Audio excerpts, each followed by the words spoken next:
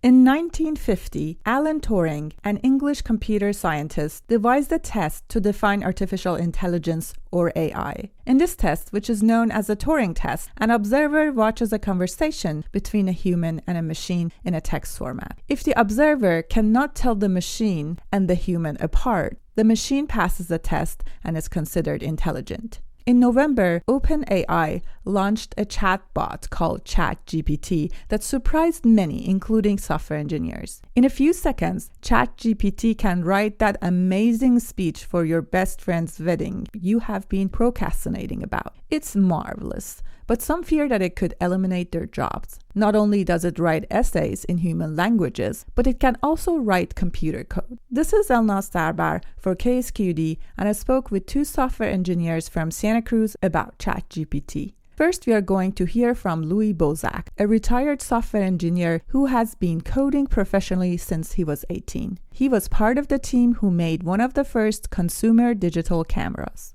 Then we will hear my conversation with Dan Bermender. Dan has been coding since he was 10 years old. He has worked as a software engineer in Santa Cruz and Monterey most of his life. First, my conversation with Louis Bozak. Hi, Louis. Hello. Let's get right into it. You've asked ChatGPT to write code and you like the output. Tell me the story of that. Well, the first time I got into ChatGPT, I knew it could write code, so I just wanted to see if it worked. So the first thing I did is I'm like, write me a quicksort algorithm in Rust, because Rust is a new language I wanted to know about. And it came back with like 3 lines of code, which was like a function, and then it was just like a dot quicksort, which was very smart, but I decided that wasn't good enough, or that's really not what I wanted. I wanted long form quicksort. So I then asked it in Fortran to write a quicksort algorithm because I knew Fortran would have it.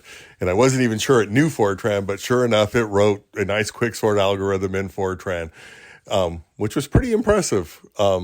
So I then tried like Perl, and I tried just esoteric languages, and it just kept outputting code left and right. So pretty impressive. So if you want to rate the code, the quality of code, what would you give it? I honestly can't say for 100% because I looked at it, it looked right, but I didn't compile it. I didn't really study it. I was assuming it was right, but I can't guarantee it. I didn't try it. God.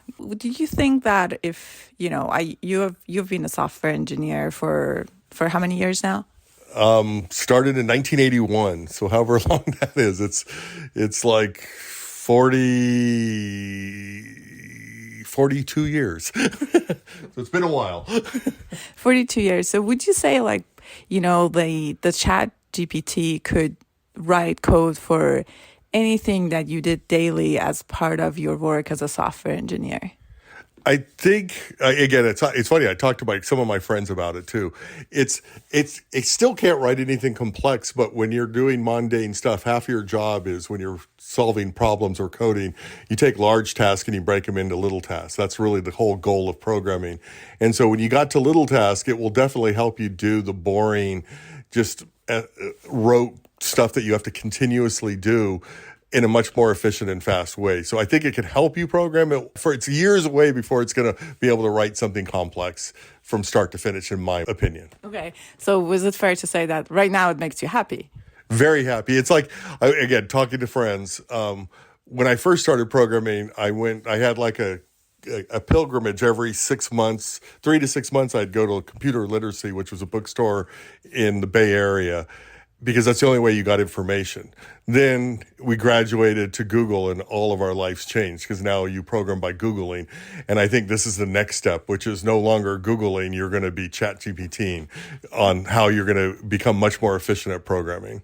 Some people now, especially on the other areas like writing, are worried that AI tools could replace them. Somebody actually tried to publish a book using ChatGPT, and I think it was successful there. So do you think you would be worried about future of work of new software engineers when to come? Do they have competition? Yeah, difficult question. Since I been programming since 81, there's been waves every few years of how we're all going to be out of jobs. And so I can remember in 1990s, it's actually the 80s. 80s to 90s when Japan was going to take over the world, and then China, which was they were just going to have gobs of programmers sitting in rooms replacing the US's programming ability. And that's never it never became reality. And part of it was just creativity. So I'm thinking, at least in the programming aspect, we still need creativity to build stuff. So I think ChatGPT is going to be a tool to make us do it a lot faster, but I don't think our jobs are going away, personally. Yeah. What was that thing about Japan? Will you tell me more about that? Well, I think it was the late 80s. They were like taking over the world. It was, there was something called the Deming Way, and it was quality. And it was basically how the Japanese got so good at building cars. And everyone was touting that they were going to take over the US's programming, or basically becoming the best places to program, because they would write bug-free code, was the concept, because of the Deming Way. And it translated well into manufacturing. It did not turn so well into programming. Plus, the whole Japanese industry, at one point, everything you couldn't do, they were golden. Like their stock market, the Nasdaq or the Nikkei, was up at like, I think 40,000. And everyone said you could never lose money there. And then it collapsed, and it's actually never recovered. So you see trends of where the programming, why we're going to lose all of our programming ability. And again, it was Japan, and then China, and then India, but it's just never come to fruition in my lifetime. And I think we always find ways to use the tools to increase our productivity, not lose jobs. But that could also mean we will have less people do the same job. So it could mean shrinking the workforce in software industry. And we just had a big load of offloading people in the past couple of months by big companies. Even Google and Amazon did that. Do you think that means something for future software developers? I think we're mixing apples and oranges in my mind. Is the economy's having an issue right now, so that's why we're laying off people. I don't think ChatGPT has anything to do with the current layoffs. It may have something to do with future ones. At least in my lifetime, the computer industry has never had issues of finding. We always need more talented people to do things because things change. Let me ask you this way. By what I heard, you probably don't need to focus on your coding expertise, in a sense that learning the syntax and all kind of that. So what would you advise somebody coming to the industry to do or to learn? What skills? Yeah, well, I'm going to backtrack quickly to try to explain why I think it's not going to be a problem of terms of having people needing jobs, which is when I started in 1981, or when I graduated. I actually was programming I was working professionally in 81, but I graduated in 85. When I graduated, I thought I knew about everything about anything about a computer almost. I was arrogant. I was an arrogant 20-year-old, but our knowledge set was much smaller. I could write basically an operating system. I could do compile. I could do anything that was needed. And so I had very broad knowledge of the computer industry. Now I have such microscopic amounts of the industry has grown so greatly now.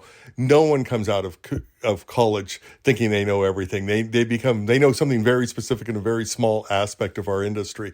So it's our industry's grown so much. That's why we still need more people. And I think, again, in the next 20 years, it's going to grow faster than the last 20 years. And probably in the 20 years after that, it's going to even grow faster. So the field's expanding, not contracting. That's why I don't think we're going to lose need for people. But if I was telling anyone what to get into, just because it's new in industries, always stay at the cutting edge. So if cutting edge now is AI, go focus on AI. Like 5 or 6 years ago, I was telling people to really start following big data. Big data was the big thing. So everyone graduating, that was what you wanted to be. Now I would be saying, if you're graduating and you want to be able to move your career really fast, come out with AI stuff. Where do you think this is going? And do you think, is it just the beginning or? Yeah, for me, what I saw in the last 3 months or 6 months, or I guess it's been over 6 months, it's mind-blowing. It's by far the most impressive thing I've ever seen programming. I retired recently, but I talked to my friends that are still in the industry, and I am just saying I am flabbergasted of what is going on. It's like before, I could have got my team of friends or team of people I've been working out with for 20 years and give us any problem, would solve it. Like a group of us built digital cameras, digital camcorders. We wrote security. So we could write anything. None of us have a clue how to do this. So this is just mind-blowing to us. So I think we're in the infancy, and it's kind of scary, which it could even be scary where it's going. But again, it's mind-blowing. Yeah. When you say you have no clue in terms of doing this, you mean how to make an AI? Yeah. If they said, here's $100 million, here's your group of people, go hire, do whatever you want, wouldn't have the faintest clue how to get it done. Before, everything else was just like, we could actually conceptualize and figure out how to even get going. This is beyond almost all of our comprehensions. I mean, we probably would get it done as usual, which we start reading papers from schools and stuff, but it's so mind-blowing. We can't think how we would start, where before we'd always have a starting point. And would you say this is due to new technology or this is to new algorithms? Well, I think maybe it's just we're getting too old. In all honesty, it's we haven't stayed current. In 1984 or 83, I took an AI course, and we were actually trying to build a natural language processor, and it was a joke where we got. I mean, it was amazing. And then I've talked to some of my other friends who are in their 30s and 40s, and they were talking about they took an AI class when they were in school, and it was nowhere near where it is. It's like, for the last 40 years, people have been taking AI classes and getting nothing done, and all of a sudden it seems like the industry has taken 40 or 50 years, but it's ready to, it's exploding. But again, it's amazing technology and slightly scary. And it's actually more scary on the non-programming side too, i.e. when I was chatting with it and just talking to it. And it was like, definitely couldn't figure out if it was a human or not coming back, basically, where that was always when I was in school, it was some scientist or somebody saying, well, one way to define it is it actually artificial intelligence? Is if a human can have a conversation with a thing and not know if a human's behind it or a computer's behind it, then you've actually got to artificial intelligence. Because back when I was doing this in the 80s and 90s, you could definitely tell it was computer generated. Now it's getting tough, very tough. So we did it. Yes. I believe we've actually got past to what that person was saying. I think this thing is probably beyond what I'd ever thought could happen. It's exciting things to come. Well, thank you for talking with me. Thank you. This is Elnaz Sarber for KSQD, and that was engineer Louis Bozak talking about AI tools writing code. Next up, we'll hear from Dan Bermender, a software engineer from Santa Cruz who has been coding since he was 10 years old, talking about how AI tools are reshaping software engineering and their upcoming impact on our economy. You're a software engineer and you have played around, experienced the new AI tools. Would you tell me about that? Yeah, the new AI tools are really a new generation of AI. They're a continuation of some of the things they've been doing before, but there's a lot of new technology involved now, and they've really dialed in how to handle what you might call consciousness, I guess, or intelligence, knowledge. So it's a new wave of things. The new things that people are really crazy about is ChatGPT. Have you used it? Yeah, I have a pro subscription to it. Yeah, I have a lot of fun going in there and asking it questions and seeing what it says. What stands out for you? What kind of questions you asked and what stood out about it in your mind? The level of knowledge, and you can really talk to ChatGPT about esoteric topics that no one else knows about, and it can communicate successfully on those topics. Which is quite amazing. Some of these topics are very, very pinpointed. It would be difficult to find somebody who knows certain aspects of technological questions. They're difficult to search for, or even certain aspects of just knowledge in general.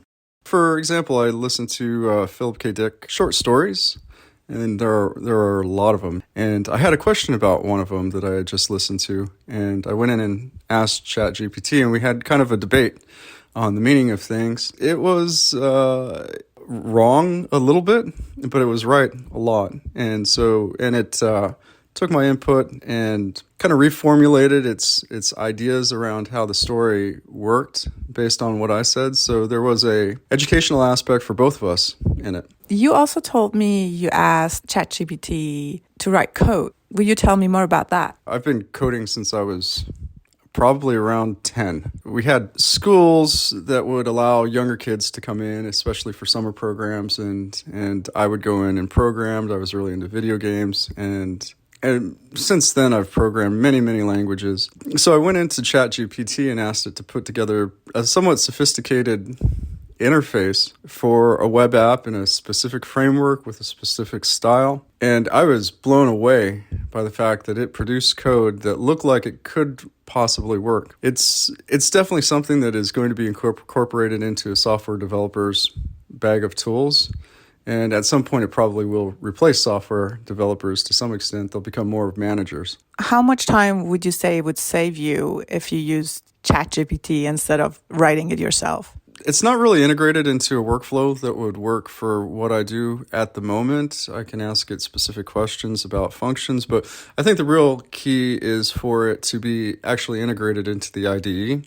It could create visualizations for you about how the code works. It could offer suggestions. It could find problems with the code. It could ask you questions about what the intention of the code is, and of course it can write code for you. Microsoft is integrating ChatGPT into GitHub Copilot, which is a suggestion engine for coding with AI, and I see a lot of hope. I see a lot of future in that for really speeding the process of code design, code testing, code architecting.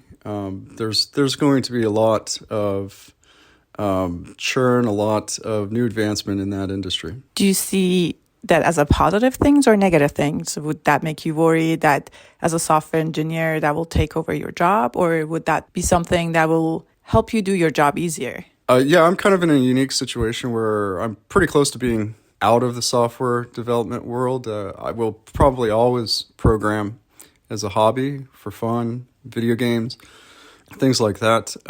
So for me, it's not that big. In fact, it's a helpful thing because I could talk to an AI engine and have it do the things that I don't really want to do. You only have so many button presses in your life, and if I could save some button presses, then I'm kind of probably going to save my hands a little bit of inflammation in the future. So for me, it's a different situation. I'm not trying to establish a career at this point, and I really don't know how it's going to work out for people who are trying to establish a career. I think it's going to be a very competitive environment. For example, I competed with people from around the world because globalization and the internet arose during my career. So I was really competing with people from around the world, but the next generation has to compete with machines from around the world, which is a much, much competitive environment. Well, some people say we have seen technological changes before this, and we have learned ways to cope with them. For example, when radio was invented, a lot of people said, oh, musicians going to be out of jobs because now you can record a music and just like keep playing it. But at the same time, there were other creative ways to came about to use this technology in our advantage, as opposed to, like, for example, making a musician be known. Do you think this is kind of similar to that, or is this different in ways of leap that it's going to be much harder for the new generation of software engineers? With knowledge-based workers, a lot of people are knowledge-based workers. I think half the population are service industry workers. And I read a report from a well-known economist that was saying that in prior technological generational advancements, people would jump to the next job. But now it's very difficult for people to jump to the next job after being put out of work for their current jobs, because there is a limit to how much people can adapt, how much value people can add by learning new things. And with AI, I am very certain that people are not going to be able to adapt to add huge amounts of value to the AI. That looks like a future where AI will replace some of the jobs that people are currently doing. Is that a good understanding of what you said? Yes, definitely. Eventually it will probably replace most jobs. There are a lot of jobs that require robotics in order to be replaced. So those will be probably the final jobs, let's say like working on a house or those kind of things. But there are a lot of jobs that are service industry jobs that are knowledge workers and that communicate with people, support jobs, and finance, business, a lot of business jobs, and computer programmers too. I can see in 10 years, it's like truck drivers with the new automated trucks that are coming out. One truck driver will be responsible for a fleet of trucks as they go across the country, or that's the dream anyways. And it's the same thing with software too. One programmer may be responsible for the work of 5 programmers. And this is definitely something that I've seen in my career, where one programmer now can be as successful as 1,000 programmers 20 years ago, because languages are evolving that make the deployment of bigger, better, faster, higher quality products much easier. Right. So you say ChatGPT, write this for me, or write, kind of like break up the work and say, do this, and they will do it. And you'd happily take that code and say, okay, I get more done for my day. Yeah. At this point, you would definitely have to check the code quite thoroughly. So you have to be kind of a content not content. You have to understand the context of the code. You have to understand the domain of what the code is trying to accomplish. It can offer suggestions as well, but in the future, this won't be the case. In the future, that's one of the reasons why it's, in a lot of ways, it's more of a package. If you can package an entire project up for the AI to complete, and then let's say develop a website with a menu bar and this, that, and the other thing. It has 5 pages. Here's one page. Here's another page. Here's another page. I want a style that's kind of like a little retro. I want graphics that have interesting fonts, and it'll go through and create that foundation or framework that you can then take and integrate. And if you don't like the first one, you just hit the button again, and it'll generate a second one for you. It'll generate 10, 100 different possibilities for you with graphics and text. And then you take what you like from it. Do you think that would help people to be more of kind of like self-employed, like one person can do a business now that does something like that? Or is that going to stay in the corporation's hand? What's your thoughts on this? Oh, I think definitely one person could do quite a bit. I've always said that computers are kind of brain amplifiers. And so if you're smart enough in order to take the tools that you have available, you could do quite a bit at this particular moment. And even a year, 2 years, 3 years from now, it will be a lot more even. So this is definitely something that's not in the corporate hands. The corporations would like you to think that it's in their hands, but it's really not. You could take in probably 5 years, a personal computer will be able to generate will at least be the front end for ChatGPT. If you were to run ChatGPT in query mode, then you could probably run it on your computer. In training mode, what they're doing now is they're doing transfer learning to reduce the impact. So if you have a domain of expertise that you would like the AI to specialize in, you can do what they call transfer learning, so you don't have to retrain the entire model. So a lot of these things are going to transfer down to the personal computer. Corporations would like to keep it in the hands of the corporations and big moneyed interests, but it's absolutely positively not going to stay there. You said you have the pro account for ChatGPT. What's the difference between a pro account and normal account? For one, I get access to GPT-4, and for another, it's more responsive. And they said something that it was not necessarily, well, maybe the right way is to say that it's kind of less PC politically correct. So you can kind of dig a little bit more to see what the AI actually thinks about something, which is, a lot of people have problem with that. So I think they tone it down for the free versions. And it can be wildly incorrect too if they what they call the temperature of the AI, if they amp the temperature of the AI up too high, it can be wildly incorrect and say things that people definitely do not want their AI chatbots saying. But I haven't run into those situations. They've done a really good job of keeping the alignment of the AI within a reasonable area. And I think in the future that will be even more so the case. You can ask it more sophisticated questions with the Pro account, and it will output a lot longer responses, which is important for coding. So yeah, a lot of advantages. And can you use the code that's produced by ChatGPT in your work? Do you have permission to do that? Oh yeah, I would assume so. Definitely assume that you could. I haven't actually produced anything at the moment that I could use in production, but once it integrates into IDEs, then you can. It's going to be a no-brainer to go in and work with this AI entity to make code. It's kind of like with education too. One of the nice things about AI is that every student could have a really good tutor, and around the world, as long as they have access to a computer. So it's the same way with software. Every software programmer can have a tutor or a coworker to help them produce the code. Some teachers are now worried because they've seen students using the ChatGPT to write their homeworks and not do the work. Yeah, I've heard some solutions to that. One of the solutions was more in-class testing to make sure that people aren't using ChatGPT. But it's kind of like video games.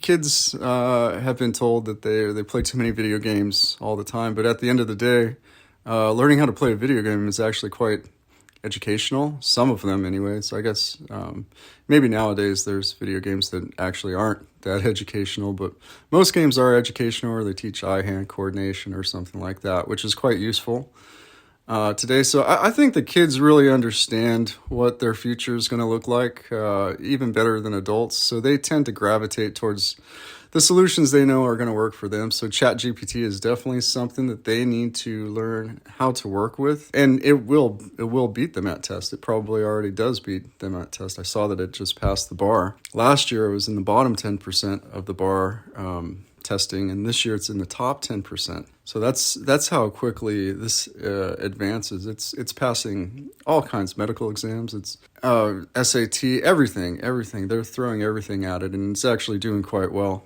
Where do you think all this is going, or where could it go? Machines already control probably the majority of the output that is produced from the world's population economically. You know, even if you look at a tractor, it's a machine that provides value, right? And computers are the same way, except they do it in a different kind of space, economic space.